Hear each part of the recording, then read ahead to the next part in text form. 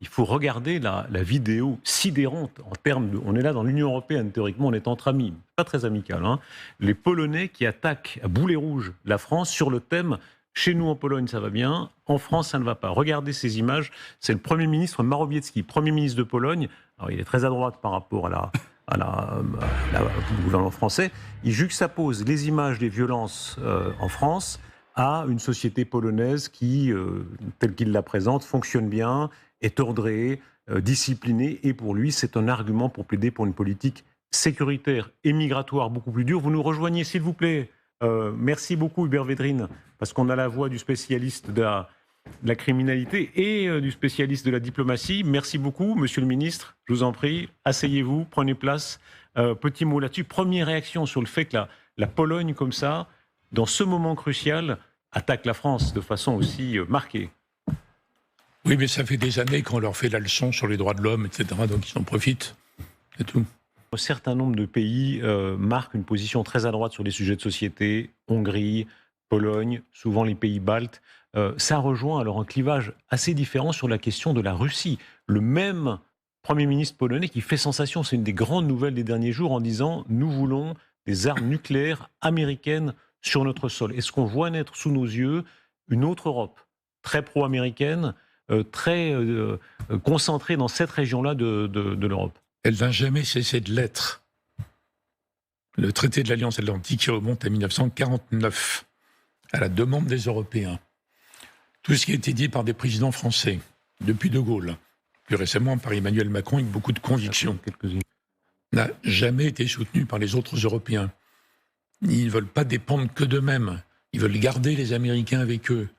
Donc pour le moment, c'est vrai qu'il n'y a plus de base pour les positions françaises classiques. On a défendu nos positions. On va devoir passer pas la guerre, mais une politique de mouvement. Ce que le président Macron a entrepris, en prenant ces derniers temps des positions tout à fait nouvelles et originales sur le rôle de l'Europe qui va être élargi, sur le rôle de l'OTAN, etc. Donc il faut que les gens qui en sont restés à l'histoire d'un couple franco-allemand, qui entraîne l'Europe dans le sens de nos intérêts, puis on va faire la défense européenne, tout ça pour le moment c'est mort, à mon avis. Mais, on va voir revenir, je ne sais pas quand, mais pas dans 50 ans, hein, on va voir revenir des pays européens réarmés, contrairement à avant, et qui vont retrouver, sans s'en rendre compte peut-être, l'approche française des dernières décennies, qui n'avait pas marché en disant on veut compter dans l'alliance. Hubert Védrine. Les idées françaises vont revenir un peu masquées. Je suis sûr que vous êtes un passionné des cartes, comme l'était votre ami Mitterrand. Quand on voit cette carte-là, Oui. les Polonais, par exemple, la regardent très différemment de nous. On considérait ici en France généralement que voilà, la France était important, l'Allemagne important, l'Italie important, puis après, ce sont des petits pays. Eux, non, ils ont d'énormes ambitions sur tous les sujets qu'on a évoqués. Pologne, leurs alliés des Baltes, eux considèrent que le centre de l'Europe, très appuyé par les Américains, ce sera plutôt chez eux. Oui, mais il n'y a pas de vrai centre de l'Europe, et puis ils ne vont pas effacer le poids de l'Allemagne, le poids de la France. Mais c'est vrai Les Allemands, ils sont un peu entre deux, hein. ils ne sont pas du côté polonais non plus. Ah. D'ailleurs, leurs rapports ne sont pas bons en ce moment par rapport à ça. Mais vous avez raison. On va être dans une Europe qui est complètement différente de l'idée que j'ai rappelée il y a une minute, que se faisaient les Français depuis très très longtemps. C'est une Europe qui en plus va être élargie. On a fait des promesses à l'Ukraine difficiles à tenir, mais enfin, il faut tenir compte des pays qui attendent déjà. Donc on sera dans une Europe, on est à 27, on sera 30, 35, etc. Donc c'est complètement différent. Donc il faut qu'on réinvente la façon donc agile et innovante de défendre nos intérêts fondamentaux. Dans certains cas, on sera d'accord avec les Polonais. D'ailleurs, vous avez vu que le président Macron, par un mouvement un peu comme aux échecs quand on rock, vous savez, entre les positions, il s'est dit maintenant favorable à l'élargissement, il s'est dit favorable au rôle de l'OTAN, etc. Bon, on va voir.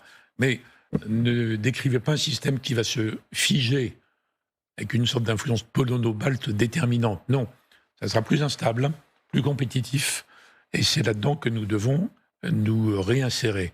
Est-ce que ce sera une Europe sur les questions intérieures de société moins progressistes?